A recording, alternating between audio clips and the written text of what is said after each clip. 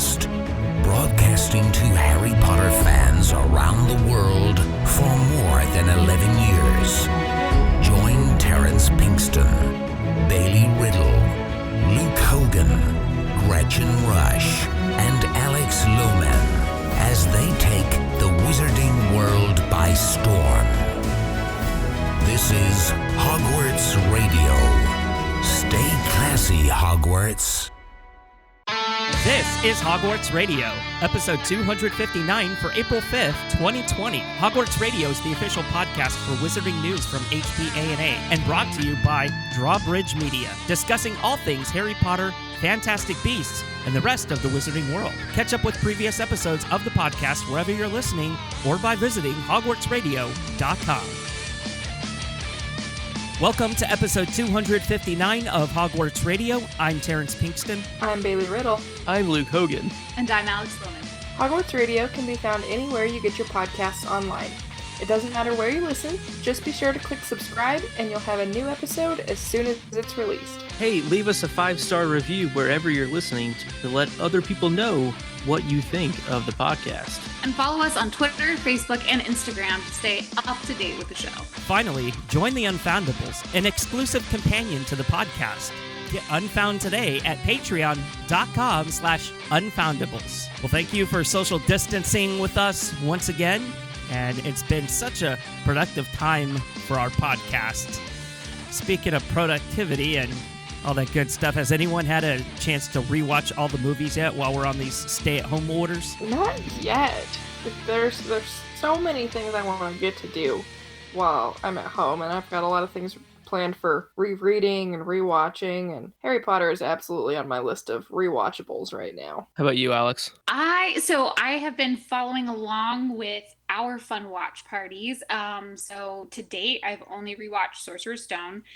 Candidly, I did fall asleep during that, which everyone who watched knows. I woke up during the chess scene because it was really loud.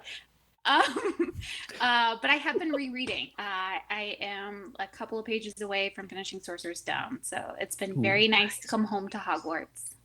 Yep. Welcome back. And I've watched Sorcerer's Stone as well, and I think our Hogwarts Radio team will be doing a watch party tomorrow of Chamber of Secrets because it's the second one, and that makes sense to do that one next. Which, in all honesty, can we just open up a quick discussion of just hands down which of the 8 films is your favorite? He said quick discussion. Just a quick pick off the cuff. Terrance, which is your favorite of the 8 films? Chamber of Secrets. Alex? Ooh, Half-Blood Prince. Bailey? I am with Alex on Half-Blood Prince. I think Chamber of Secrets has become my favorite as well. Boys against girls. But Crimes of Grindelwald is still the best Wizarding World movie that there is. So Agreed. That's all that matters. Oh, boy. Oh. We're going to open up a can of nifflers on this one. Yeah, no, I mean, I'm having a fun time doing our rewatch. There's so many rewatch parties happening now. Like this weekend, for example, Wizarding News is hosting one over on Discord, and Jeff has set that up in a unique way to where you can follow along with your own copy of the movie, and something that Wizarding News is going to be doing for the foreseeable future while we're in this COVID-19 pandemic, and just to kind of take dystopia. Yeah, right. But I also know that, as we just mentioned, Drawbridge Media is going to be hosting one on Cast. So that's been a lot of fun to be a part of. And by the time this episode has been released, we will have done Chamber of Secrets. But you are most certainly welcome to join in on Prisoner of Azkaban. We invite everybody to join in, really, because it is a lot of fun to kind of go through, regardless if we fall asleep or not. I mean, that's kind of like the best part of a movie experience, I think, at home, is that you get so comfortable. No shade. Yeah, exactly. No shade. I know I fell asleep. I no shame here, but that's okay. It's That makes me feel better. If you're interested, definitely DM me I guess at Luca Ferocious, probably the best place to get a hold of me. Send me a DM on Twitter or Instagram. I actually get notifications for, so try there. Probably the quickest way. But it's nonetheless, it's a lot of fun, and it's kind of given us some really cool ideas going forward that we are looking to implement here on the podcast. So very cool stuff. Bailey, do you have an Unfoundables update for us? I do have an Unfoundables update for us. This week on the Unfoundables, Terrance, myself, and Gretchen discussed who we would like to sit down and have a butterbeer with, and some of our choices might just surprise you. Whoa, clickbait much? Oh no, I'm so into this. You kidding me? That's not clickbait. I clicked. I clicked. You've been baited. Oh man, I'm interested. Reel it And I in. don't know. Let's just say they are not all main characters. Is Frank Bryce on this list? I can say with absolute I cannot certainty confirm or deny. that Listen to find out. oh boy, that hooked me right there. I have to find out. Is Frank Bryce on the list? You were on the episode. Good God. It was definitely Barnabas Cuff. No, I'm so. Oh, I hope so. I'm All kidding. of the Barnaby. Barnabas the Barbie, great guy. What about Emmerich the Evil? Come on, we all know him. Oh boy. I think we should warn our listeners that we have the giggles so bad tonight. This is We literally have been drinking giggle water since Yes. our virtual happy hour this afternoon. So, is that what I'm drinking? oh boy, Surprise! Boy, surprise! Who is that? Is that Mickey? I snorted. Oh no. oh, it's official now. Such a fun time. She snorts. Let's go ahead and get to this week's news. Now, a couple of news stories that really tie into each other, but we'll go one by one here. The first piece of news to update everybody on is the Wizarding World of Harry Potter theme park is going to be closed until the 19th of April. And at the time of this recording, I should say that we should expect it to be closed for the foreseeable future and not just have a hard end date on that due to the COVID-19 pandemic sweeping through the world right now. But this kind of makes me sad that, the Wizarding World, I feel like the Wizarding World is all alone and it just has nobody there to be able to go and visit it. So, I'm not gonna lie, my first thought when they announced that they were closing Universal was that it would be the perfect time to sneak in and go take pictures of everything being empty. Obviously, I'm not going to do that because that sounds extremely illegal, and We're not going going to admit to doing anything like this. Although But the thought crossed my mind. Let's just put it that way. We've sent the Hogwarts Radio drone team. So if you see a broomstick flying above Universal Studios with a camera mounted on the end of it, don't fret. It's just It might be a shovel. Really bad. Oh boy. Hey, can I ask a question? Sure. How many of you are worried possibly about going to the parks? Like once everything's open, do you think that all of this is going to have like a big effect on attendance and theme parks? Oh, absolutely. I think that even things are going to open gradually, kind of like how we're seeing in China happen right now. But even once things do end up reopening, I don't think people are going to be running to go be social and be out near people again. I think you're going to find as we start to come out of this, everybody's going to be more reserved in the decisions that they make with regards to social distancing. I think it's something that has profoundly changed the world going forward. And that affects, that's going to affect everything. That's already affecting here in the Wizarding World, not only the theme park, but filming on the third Fantastic Beasts movie has been pushed back because of this, and they were actually supposed to start maybe a few weeks ago, which is in turn going to push back the release date.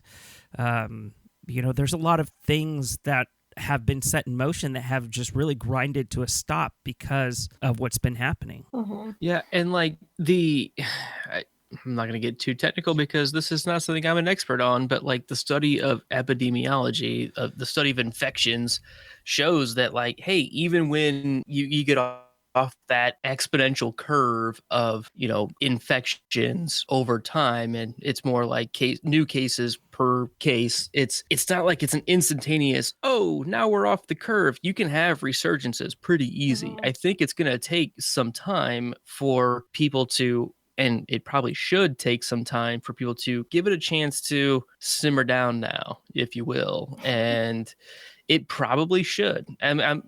I want all of these places to be financially supported. And I mean, especially like even local places, right? Like all these local restaurants and bars and breweries that I fundamentally want to support. Like I don't want to rush back as soon as the government says it's okay to. That might not be the right time, even if statistics say maybe it's okay now. It's more of the, let's make sure we're doing the right thing in the right time. Timing is everything on this, and rushing back is potentially just as dangerous as doing anything currently. Now, Bailey, you have mentioned something, because I know you're an avid theme park goer. How's this affecting our annual passes for people that have those to Universal Studios? So I actually just got an email last week from Universal in regards to this. I'd heard Disney doing it prior, but basically Universal has announced that they will be extending the expiration of anyone with a current annual pass, the number of days that the park is closed. Oh, that's pretty cool. Makes sense. Basically, it closed, I think, the 21st, at least out here in Los Angeles, the 21st of March, if I'm not mistaken. So right now we're at 10-ish days of closure so far. But yeah, it's nice to see that they're still going to give you what you paid for. Yeah, I have a 3-day resident ticket, one for Universal. I got that one, and then Disney's doing one as well. And Disney did the same thing, which I think is good on both of them, because I still have a couple days left. So, well, I'm just worried about that potential of spoiled butterbeer and Wizard's Brew, and like, where's that all going? Like, it's good beer too. Are they doing curbside orders? I hope so, because like that beer's going to be wasted. Pills. Right. Growler, howler, crowlers, come on. That better be going somewhere. I'm telling you. That better be going somewhere. Mm-hmm. I'll drive and deliver it. That's fine. And not I will buy a kegerator. Oh, I'm about to build a kegerator, a Keyser, actually. That's true. That's the truth. It's actually happening soon. So that really just, you opened up a door for me, Luke, here. What about all of the wonderful food that they have there? What about the products with expiration dates? I mean, obviously, that's going to go to waste if this, if this goes like any longer. Things are going to start to go bad. I didn't hear any announcements specifically regarding Universal and the food, but I know that Disney donated all of their food to local food banks and homeless shelters. So I would not be surprised if Universal did something along the same lines when they were forced to close. Yeah, I mean, I think that's the only socially responsible thing to do, right? I mean, it's a loss. It's a loss, right? So you end up having to find a responsible place to define for that. It's spoilage, but this is like the most beneficial spoilage that they can possibly have, right? And it's almost a boon to that part of society, which is kind of odd to say, and I am definitely not qualified to speak on that at all, but it's almost kind of like, in this time of turmoil, maybe certain underprivileged people are benefiting from certain things like that in a positive way. And that, I think, is a positive we can take out of this, that those things would never happen when there's profits involved, like ever. I mean, it just wouldn't happen.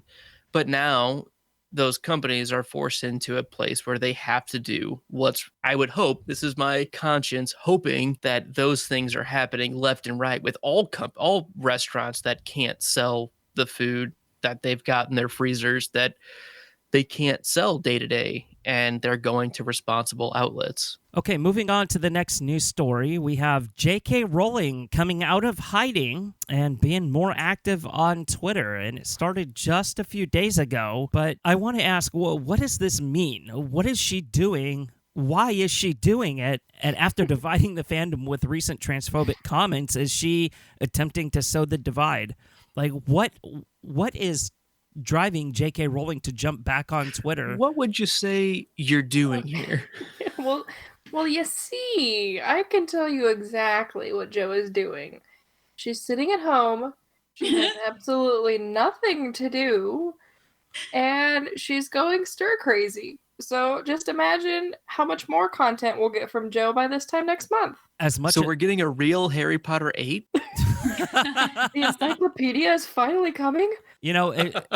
I would agree with you normally, but can an author go stir crazy? I mean, to me, it would be the prime time for them to stay at home and really double down on the ideas that they have and start flushing out maybe some of the things that she hadn't gotten to that she wishes that she had gotten to. Having just read The Shining last month for Floats Down Here, I'm not going to comment on that.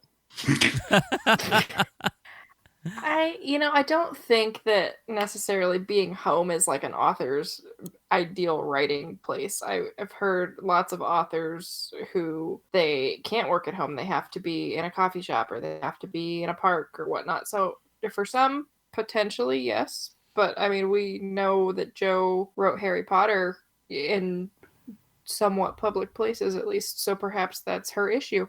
That's very true. Yeah. But why? I mean, what does it mean that she's back on Twitter as well? And she's engaging with people, not just retweeting things. Sure, that was, the old Jo on Twitter, but she's actively engaging with people and people are thanking her for this. And I don't get what she's doing. I mean, look, I mean, at a very high level, yes, I understand. J.K. Rowling is an inspiration to people, right, and gives people hope. So is she like the light finally come on, and did she say, you know what, I'm going to start instilling this hope back into people?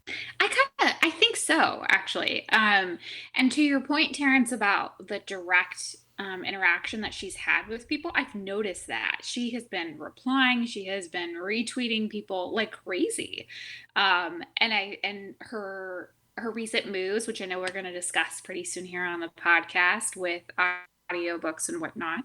But I can't help but also view this as an opportunity for Jo to kind of have an apology moment with her fans.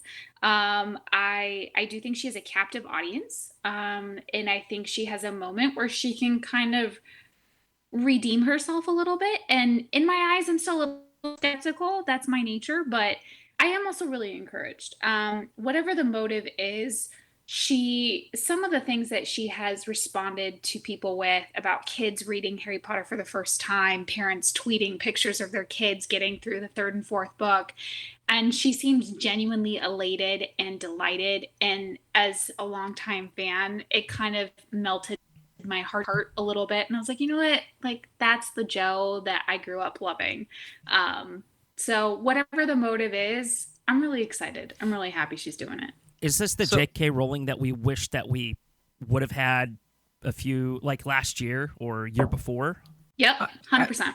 I'm going to go ahead and give a quick stab of defense of Jo, just as the humanistic perspective of this. Think of the world that she lived in for the 12 years that Harry Potter was coming out and was absolutely everything globally. And she's being harassed left and right for absolutely everything. I mean, it's the instant stardom, the instant billionaire that she is now, right? Like, that's a lot of things going on. It's hard to fathom what the reality of living in something like that is, right? I mean, that's a whirlwind of life coming at you. And we all make mistakes, but guess what? All of her mistakes were very public and very blown out of proportion by people who feel betrayed instantly, which is a very vehement people, right? If you feel betrayed by some specific thing that she says, that it goes against a theme in the story, like, she's still just a normal person with great ideals. We make mistakes, but I feel like she's just on that pinnacle of fame where it's easy to bash her and it's easy to say, why are you doing this when that seems to go against what you're saying in these books? Like, I don't know, maybe it's just me, but I tend to lay off people like that. At least I try to. And she's not perfect. None of us are perfect, but she's doing what she can. And it's a hard thing that she's been put in. And also, like, think of the burnout rate of being so absorbed in that life that, yeah, she wanted to go off and write Robert Galbraith books because she wanted to do anything different for like 10 minutes. Griffin, can I get a minute? Like, it's that kind of lifestyle. It's parenting to an extent, right? Harry, can I get a goddamn minute? Can I go to the bathroom by myself? Like, I think everyone that's in quarantine with children understand this. Think of everyone in the world coming after you. They all live in your house with you, which is what she lived with. She lived in quarantine for 20 years, and then she finally got a break. And now that everyone else is there, she is able to make her comeback in her own comfortable way. And maybe I'm an apologist for her, but I think it's easy to sit on this side of her life and judge her. And I don't think that's quite fair. I think you make several great points within that, and it's just stuff that we as fans and maybe even super fans tend to forget, and we are just so critical of her because we have put her on this pedestal as being this perfect being that has kind of instilled all these wonderful values through her writing, and we tend to think, hey, you know what? She believes exactly what she writes about. Or she doesn't believe what she writes about, or she should believe this, or she should write about this. It's, we need to calm down as a fandom. Well, and everyone says stupid things every now and again. It's just when you have the following and the platform that Joe does, millions of people know about the stupid things that you say, and you might not have meant it, you might have worded it wrong. So everyone makes mistakes. Or it's just out of context. I mean, you can take a really well-meaning quote. I mean, you can make something that's crafted really well, and in context, it's great. It means everything you're trying to say, and it fits within theme. But then take that outside of the context that it was developed in and say, wow, okay, this person's a racist somehow. Like, you can change the meanings of things by changing the context that they're in. That's just true. And I think as super fans, right, as people that analyze everything deeply, we need to give her a chance and not jump on every syllable as if it's a defining moment in a Harry Potter story. Not everything is the cave chapter. Not everything is the forest again chapter in her life. She had time to develop those thoughts. When you have an off-the-cuff response, she doesn't need to live scripted. I hope that she doesn't have to live scripted. I feel bad for her if she has to live scripted. That's not fair for any human.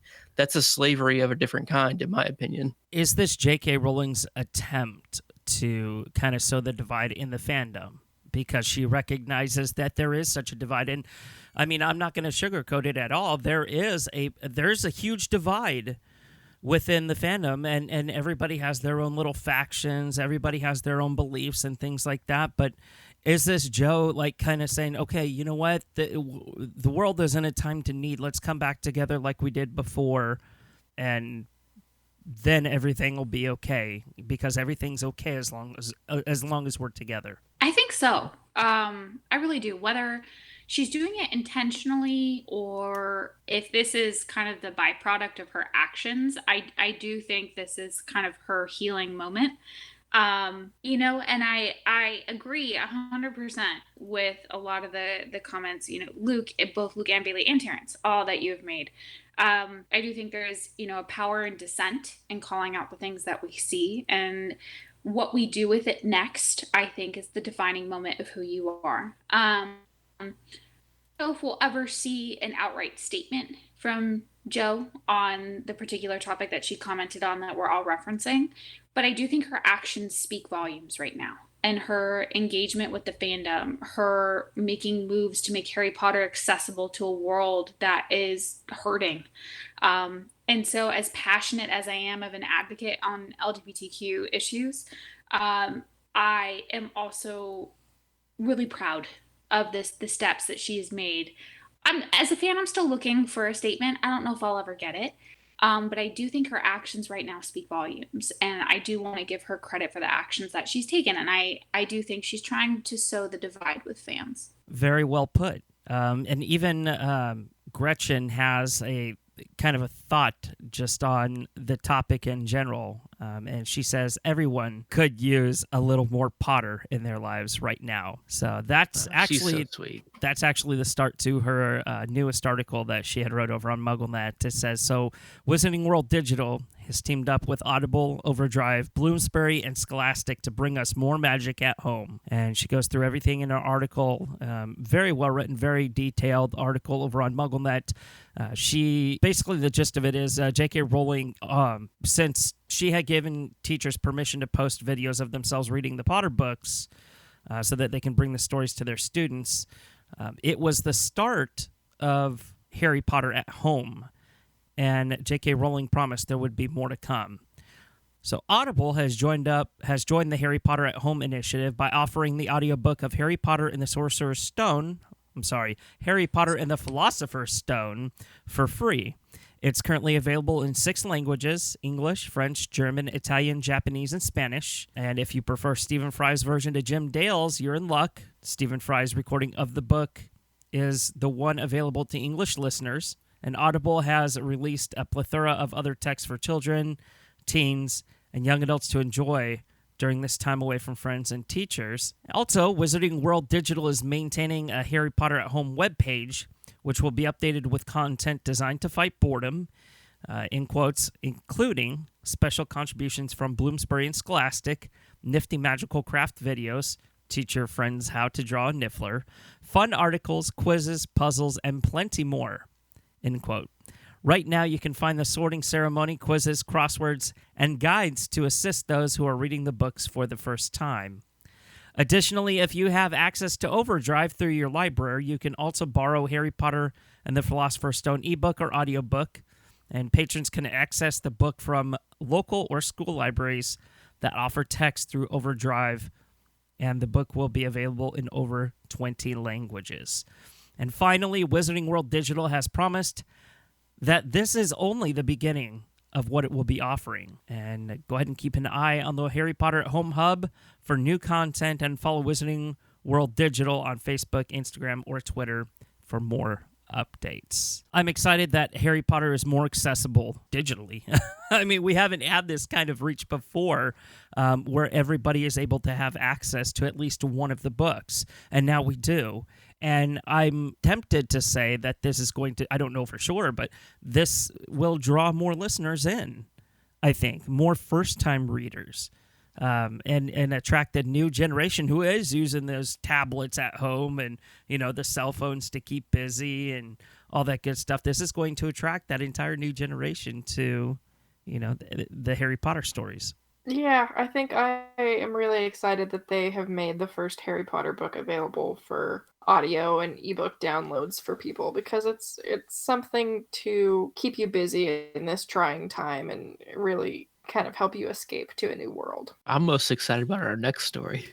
Well, why are you excited for our next story? Speaking of audiobooks and accessibility, look, this is actually a follow-up to last episode's news on Tales of Beedle the Bard. And what update do you have for us? Tales of Beedle the Bard is now available on Audible. And let me tell you, friends and neighbors, it is so good. It is so good. I mean, we have some true pros in the acting world, in voice acting world, that are giving us these incredible stories that, in all honesty, I have not listened to in a while. I in my reread haven't revisited Tales of Beedle the Bard in a while, and let me tell you, I fell in love with Jude Law even more. Good grief. I mean, that guy, I could listen to him talk about just about anything. And him as Dumbledore talking about all of his notes on the tales is incredible. His voice is awesome. Ivana Lynch telling us about the Fountain of Fair Fortune is incredible, because she is a world treasure. and I want her to do more audiobook narrations because I could listen to her I could listen to Luna read all day long and be happy. So check it out. Tales of the Beetle Bard on Audible. It's available everywhere on Audible, and I love it. It's really, really well done, for sure. It's really well done. Has anybody else had the chance to listen to it? I know I haven't yet, because I think, as we discussed in the pre-show, I haven't had time to really kind of sit down. I mean, it's funny, right? We're all at home. I haven't had the time to really just sit down and kind of consume the book and really pay attention to it. Yeah, I find that I've been doing a lot less audiobooking while I've been working from home, which is funny because that's basically all I do when I work from my office is listen to audiobooks. So I'm waiting for the weekend to be able to kind of just sit down and consume it and really appreciate it for what it is. The thing that's really nice about it is it's only just over an hour long overall. So it's a really easy, quick listen, right? And so whenever you do have some time, Bailey, definitely check it out. I think you are going to appreciate it. It's only an hour long. Yeah, no, it's just over an hour at most. Oh, okay. Well, I mean, think about how skinny the book is, Terrance. Well, I know that, but I don't know. I guess I'm so used to consuming. I mean, my audiobooks range anywhere from 11 hours to 56 hours. So, I get that. I've never listened to anything that's under like maybe 10 hours or so. You want to read Wheel of Time with us? It's only 28 books. Oh my God! No, thank you. Wimp. All right, that does wrap up this week's news.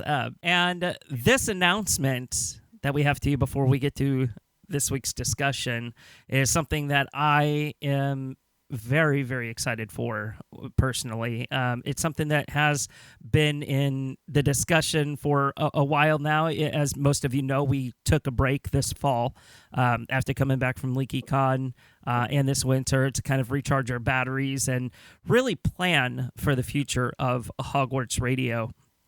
And I am pleased to say that Hogwarts Radio is joining Drawbridge Media.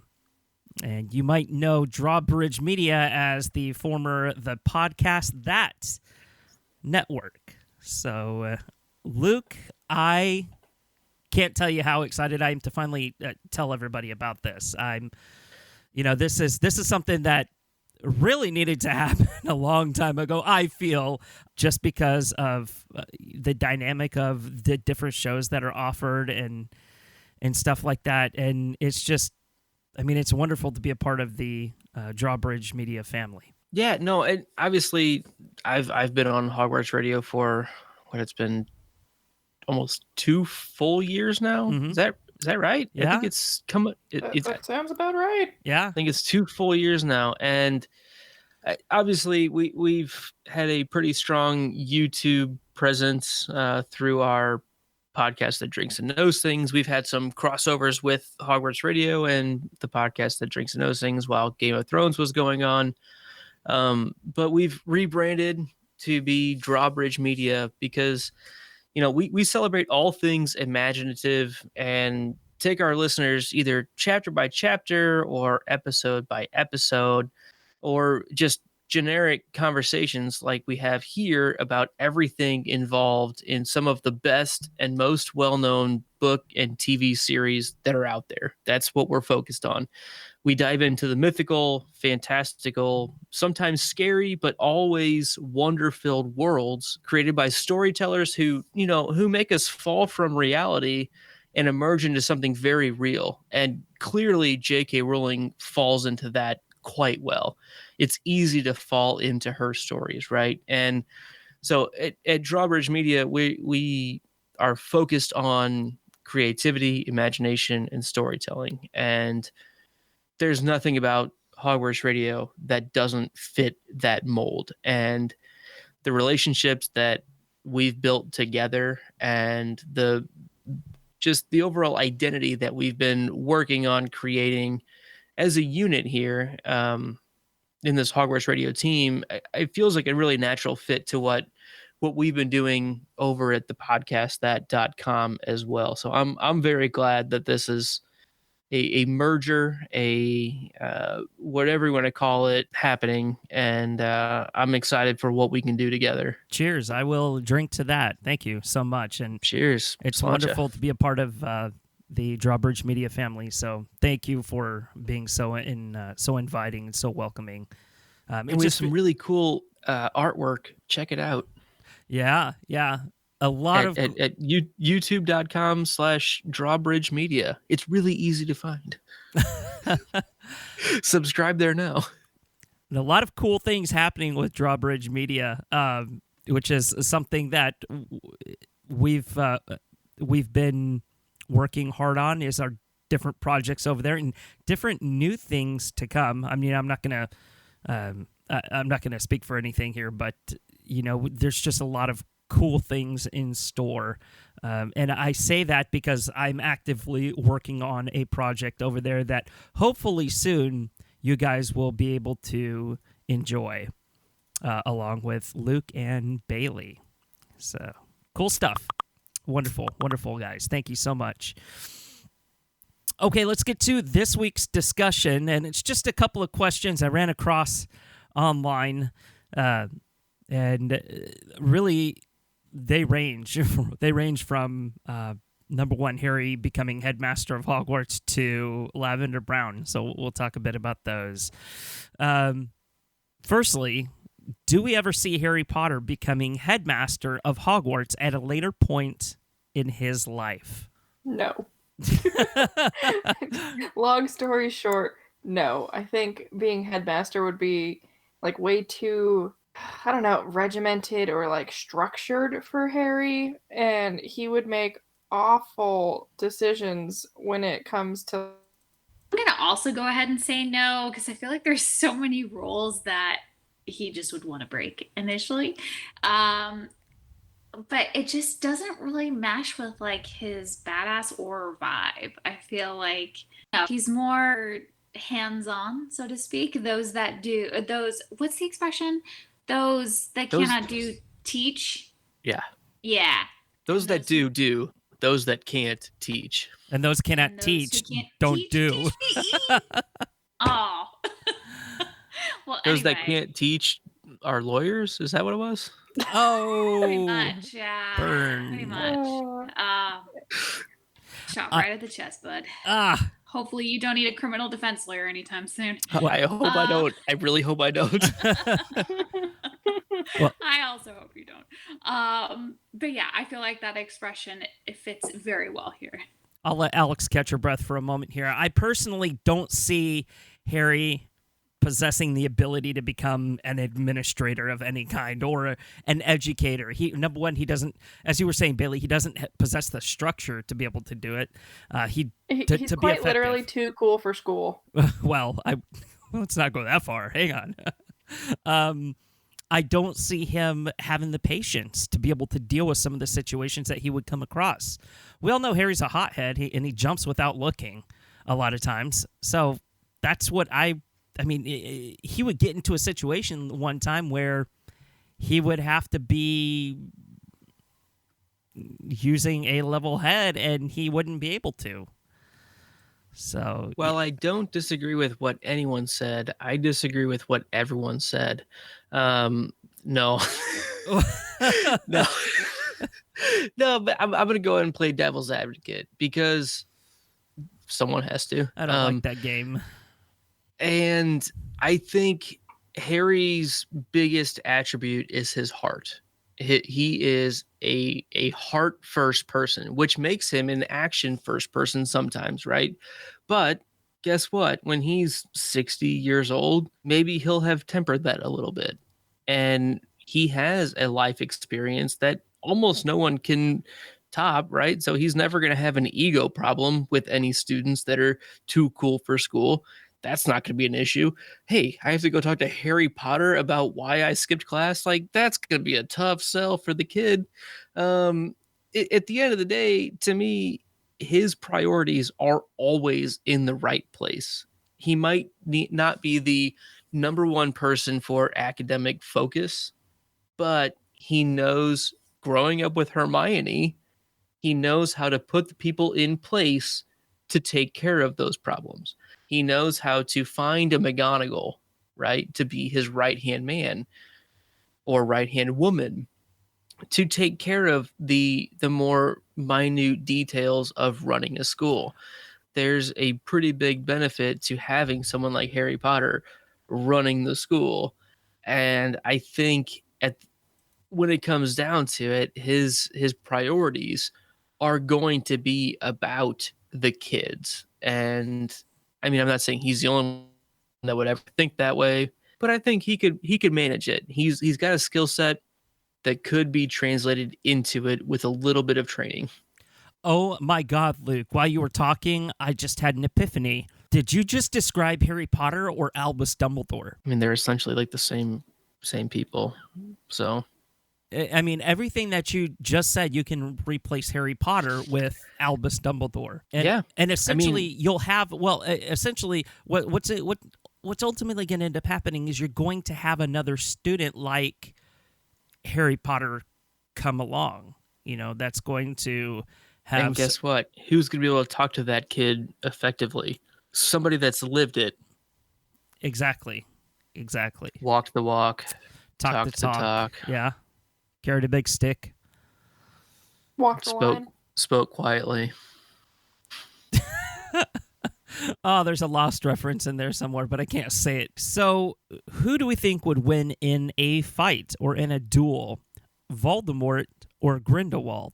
I think Voldemort, who openly uses dark magic, would definitely open up a can of whoop ass on Grindelwald. I'm sorry. Yeah. Okay. Go ahead, Alex. Go, Bailey, go. Nope, go. The only thing I was going to say is I just love Terrance's use of open a can of whoop ass. Because that's totally a magical technical term that I am so down for. Anyway, it is. That's a magical theory term. The magical can of whoop ass. It's quantifiable. It is quantifiable magical theory. Oh my God. So yeah, I think that Voldemort would win too, and I feel like I'm gonna say that because I think Grindelwald is very passionate in what he does. He kind of has heart behind what he does, and he believes in that, whereas Voldemort is just the evil and dark and awful, and I think he would just annihilate Grindelwald. So I think I agree. Voldemort would win. I don't know if it would be a domination of any sort, because Grindelwald is incredibly talented. I mean, the thing that always throws me off is the initial description of Voldemort being the worst wizard in 100 years. Like, who was the worst in 100 years before that? Like, Grindelwald was within that 100 years. So that plays into my my thought process on this a little bit. But I really look back and think that Grindelwald always knew that Albus Dumbledore was much more talented than him.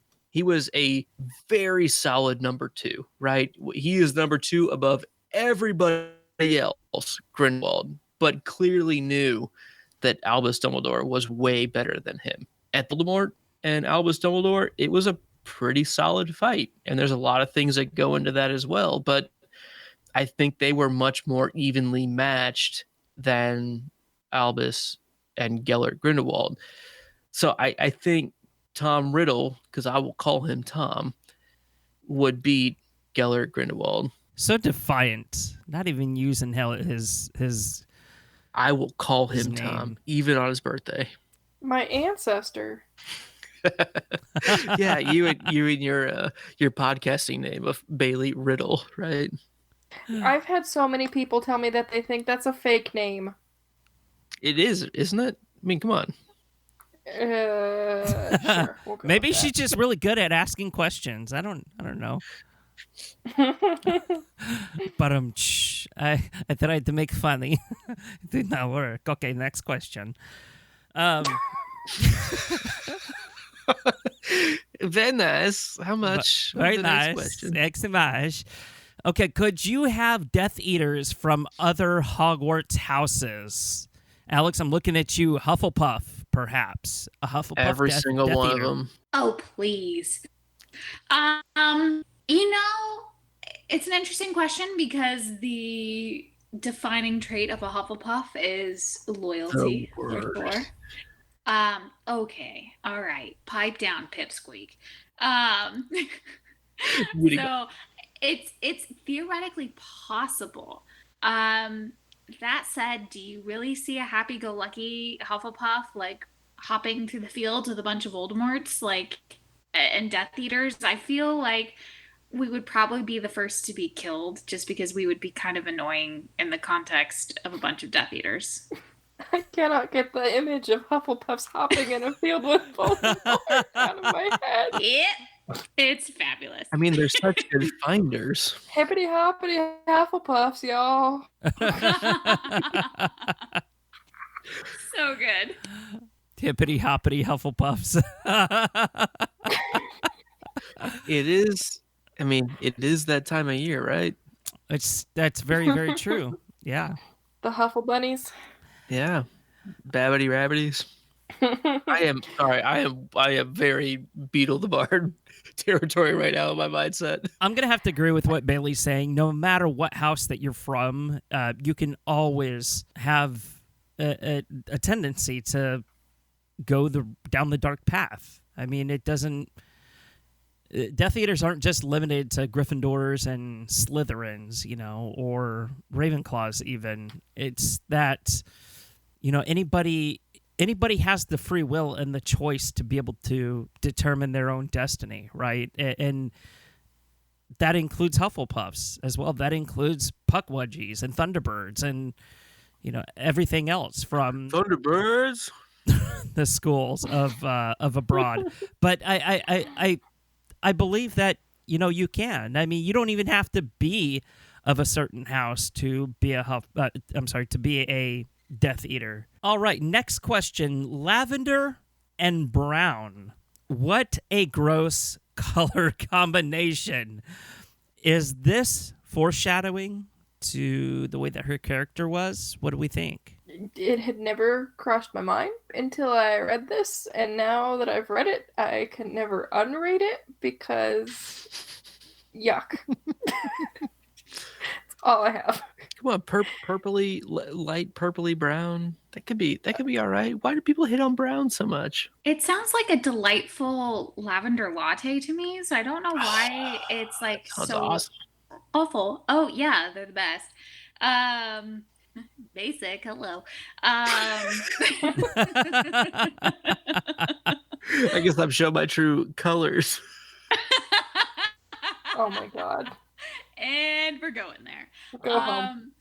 I don't know. Like, I get that she gets kind of obnoxious in her relationship with Ron, but in the end, she kind of has her redeeming moments. I mean, in the Battle of Hogwarts, my heart kind of broke for the, lack of conclusion that we have on her life story. But I don't know. I laughed when I read this question, and honestly, Terrance, your answer just made me giggle. And to Bailey's point, I will never be able to unsee the name Lavender Brown in this awful context, but I'm trying to associate her with a delightful lavender latte like a basic witch. So there you go. I mean, it's a very ugly color combination, let's face it. And I think this is like kind of foreshadowing to her character because she was ugly with jealousy. She may have been very beautiful or very beautifully described in the books or played by, a beautiful actress. But on the inside, Lavender Brown, the character herself, was just a very ugly person because she just wanted Ron to herself and was willing to go to any means to be able to do that. So that's not something of a very beautiful person would do. There's definitely no loss of meaning in the names that JK has always given to her characters, right? I mean, that's always been a pretty main focus from early on, and Lavender Brown was named early on.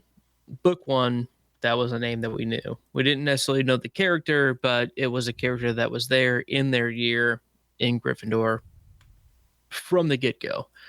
And I don't know how much of her story was plotted out early on, or, as kids grow up and as the story grows up, we find out more about her. But I mean, she was a kid, right? And fell for the hot goalie on the Quidditch team, right? And I mean, she was very much enamored. I don't really vilify her. It was teeny lust, and it was kind of gross at times.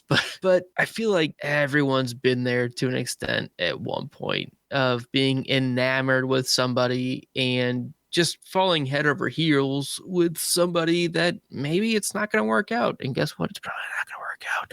And living through that. And I'm kind of glad that we got to see that on screen. Yeah, I'm glad that we got to see this messy teenage breakup happen, right? It's ugly. It's not fun. It's hard to do. Breaking up's not easy, but guess what? It's a part of life. And it's unfortunate that she was on that side of it, because I do think she was head over heels for Ron. And I stand for Ron. I like Ron, but that wasn't a good matchup.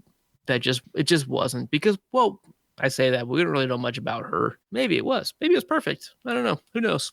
I don't know. Not me. Do we think that's kind of? Do we think it's foreshadowing to kind of what you just dissected? Like, do you think that because the first name and the last name just really are, again, two hideous colors, that obviously those colors don't survive outside the color palette? Could that be that she didn't survive at all? What do you think? It could just be, okay, if we're gonna really dig into the color aspect of her name and make that her defining characteristic, I would say that at the end of the story, it just isn't fitting within our hero trio. That to me would be the thing that makes most sense with what we know of her and her part in the story. And it's just hey, these don't fit, and guess what? Unfortunately, she doesn't fit in the main story for us. What color? I'm Googling this answer right now. What color does lavender and brown make? And I'm thinking a lighter brown. Well, gosh, I was kind of hoping that it would be like a black color. No, never mind. Not. Okay. No. Okay. It's a beautiful brown. I see. And it smells great. I don't. I'm just and it smells phenomenal. Okay. Never mind. I know you like to think your lavender don't stink, but The exact thought I have had the entire time we've had this discussion.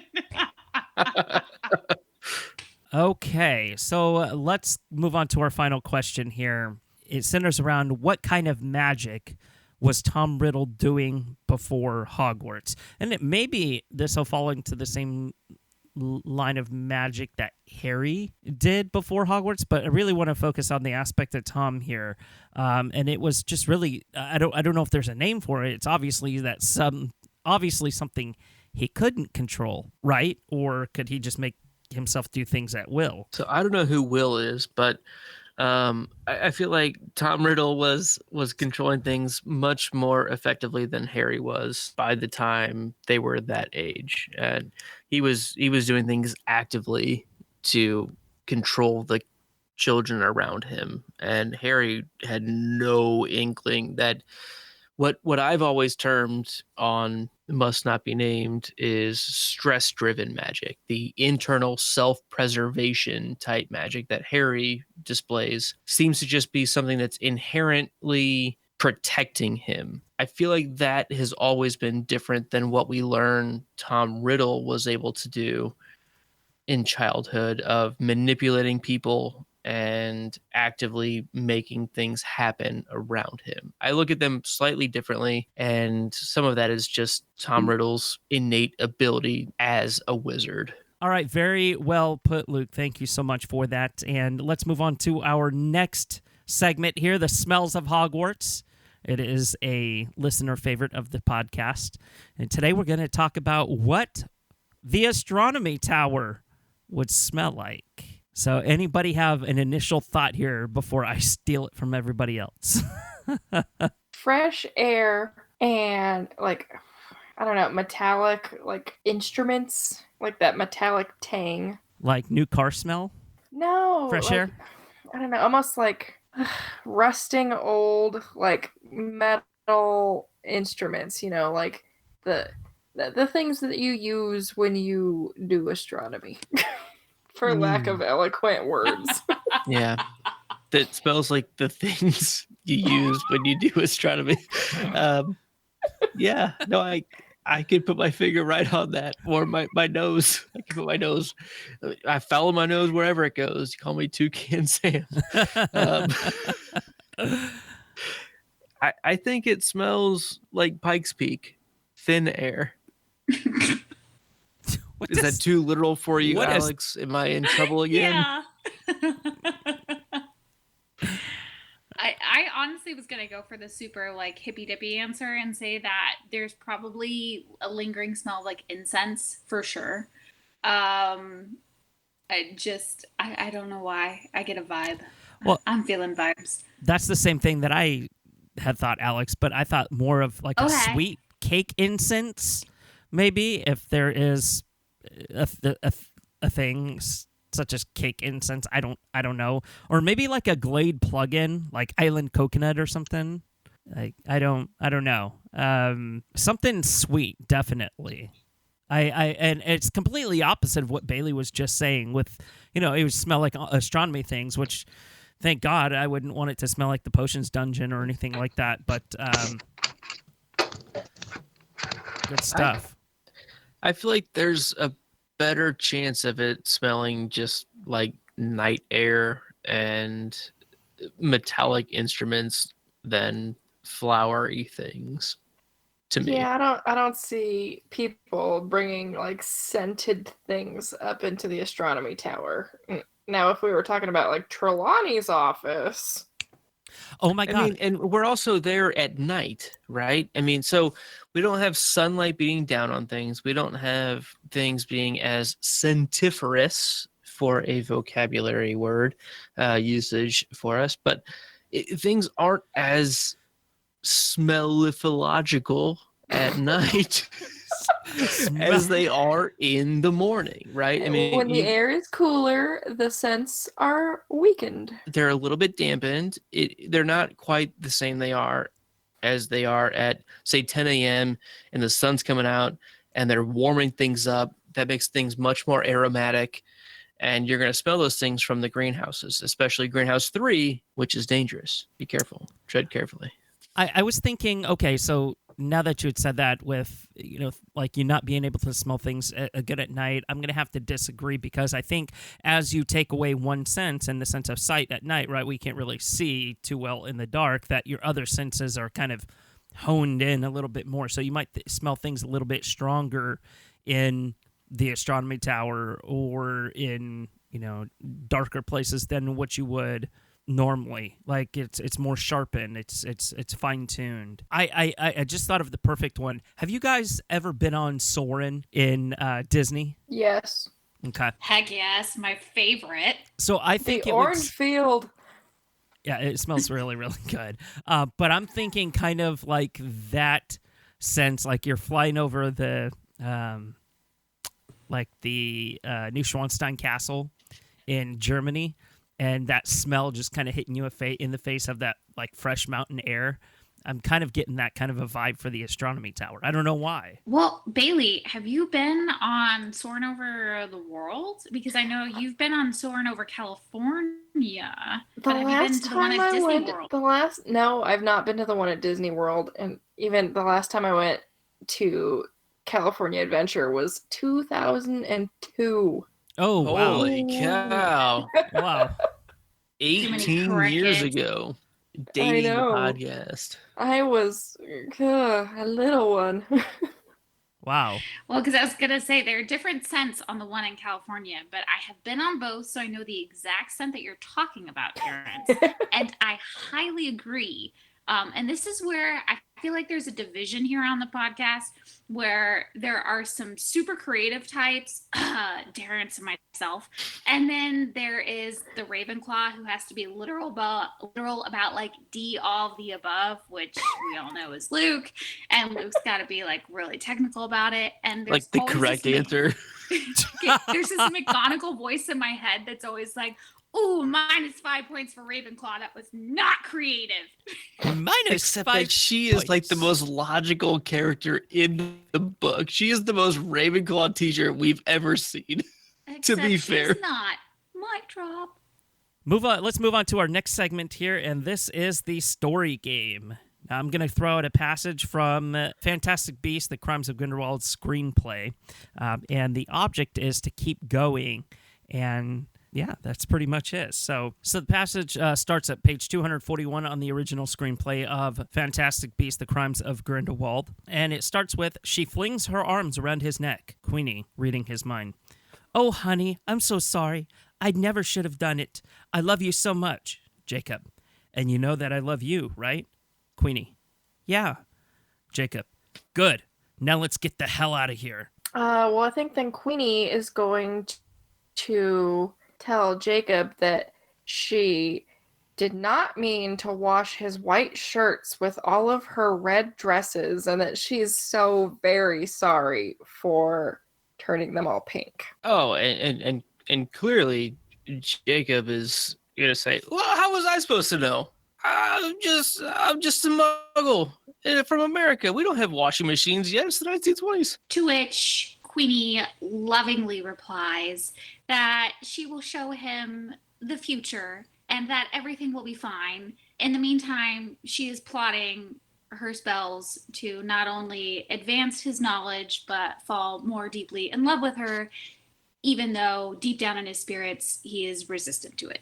And Jacob turned to Queenie while he grabbed a copy of the Spellbook of Seers. And Queenie said, "Oh, honey, there's washing machines in here." To which Jacob replied, "Seers, huh?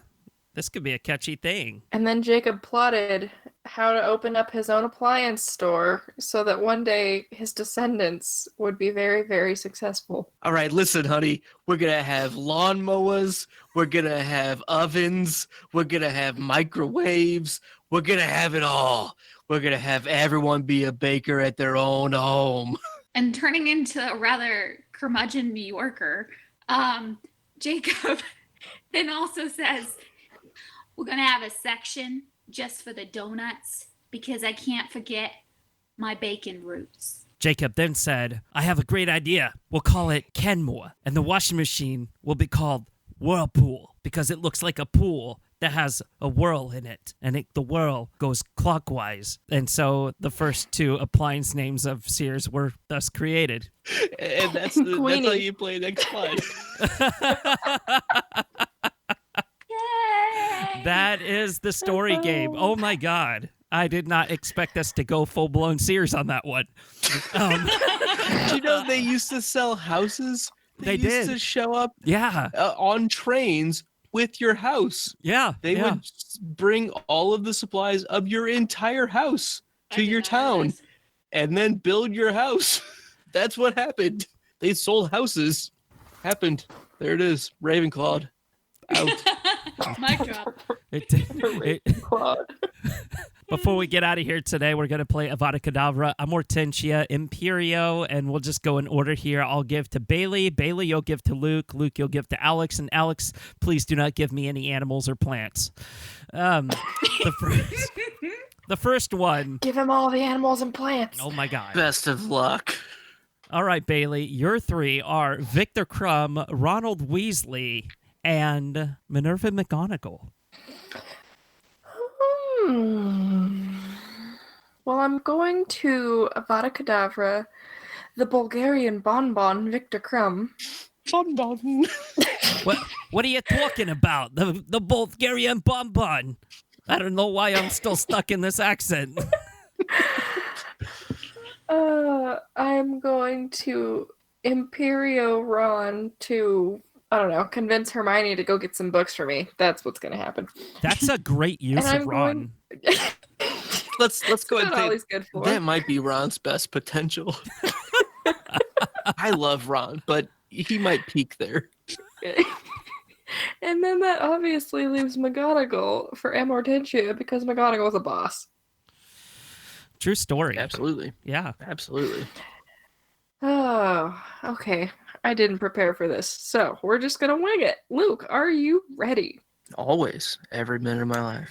Okay, we've got Igor Karkaroff, Barty Crouch Jr. I like where this is going. I'm And interested in Snape. Oh my gosh. And who? Who was the and third? Snape. Oh, it's Snape. Snape, kill him. Dead. Done. No, I'm not. Yeah, I mean, BCJ is my guy. I love that guy. That dude is so talented. Are you kidding me? He is one of the most talented characters we've ever seen in this series.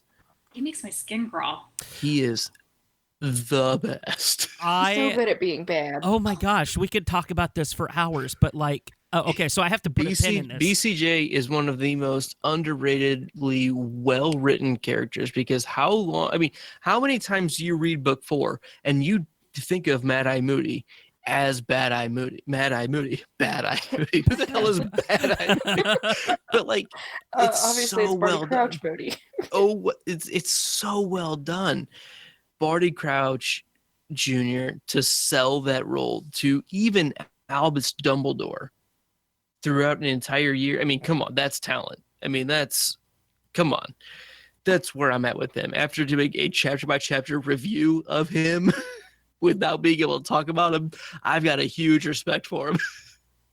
And yeah, so Amortentia, BCJ, and yeah, okay, Igor Karkaroff. I'll that's fine. I can put him to work doing something. I don't really know what, but I can find something for him to do. Yeah, I'll get back to you on that. We'll circle around.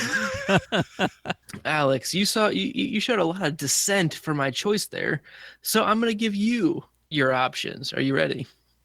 Oh, God, yeah. Professor Horace Slughorn. Ooh. Professor Dolores Umbridge. Not Professor Gregory Goyle. Not Professor Goyle. Okay, I got that one. That made me think of Big Bang Theory, and it's like Doctor, Mister. Mister. For sure. So, Slughorn, Umbridge, Goyle. Okay, for sure, kill Umbridge. That's the easiest of the selection.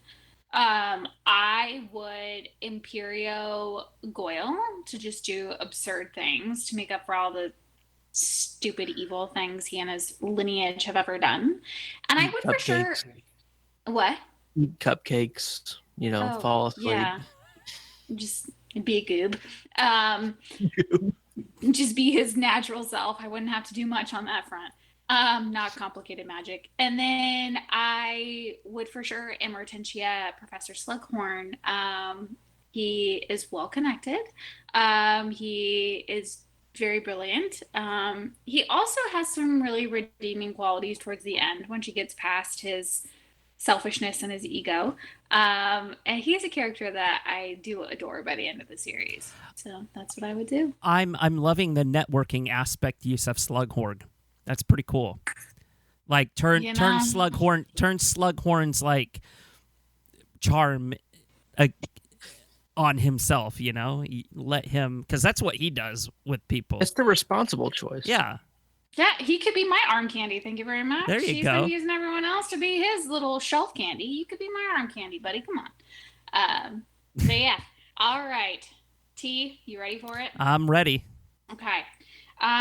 So your options are Nearly Headless Nick, the Bloody Baron, or the Fat Friar. Oh, great. All ghosts. I didn't say anything about ghosts. Doggone it. Okay. Well, I mean, could you really Avada Kedavra a ghost? I don't. Oh, they tried it in book 2. Yeah. They tried. So it's just like the Diet Coke version. It's the Diet Coke of evil. Just 1 calorie, not even enough. So I would Avada Kedavra the Fat Friar. Honestly, couldn't think of a solid use for him. And I mean, I can't really see anything that he would be good at. I would Cooking. Imperio at Nearly Headless Nick, almost for the same reason, Alex, that you would Amortentia Slughorn, is the networking aspect, because he seems well connected with the other ghosts that are in the castle, and maybe even other ghosts that are throughout the wizarding world in the UK, or in Europe for that matter. And then I would Amortentia the Bloody Baron, because I really find his story tragic, and he could definitely use a little bit of love. I love that answer, especially for the Bloody Baron. That's wonderful. All right, well, that does it, and thank you so much to everyone for keeping us sane during our socialation. So I tried to combine social and isolation. Didn't work out too well. I'm going to stop doing that. But we appreciate some enunciation exercises. We appreciate the support that you show the podcast day in, day out. And don't forget to check out The Unfoundables on patreon.com/unfoundables, and subscribe to the podcast wherever you're listening to stay up to date with the show. Be sure to check us out on YouTube at youtube.com/drawbridgemedia. That does it, you guys. Thanks for tuning in. Once again, I'm Terrance Pinkston. I'm Bailey Riddle. I'm Luke Hogan. And I'm Alex Loman. And we'll see you next time for episode 260. Bye-bye. That was bloody brilliant. Codswallop.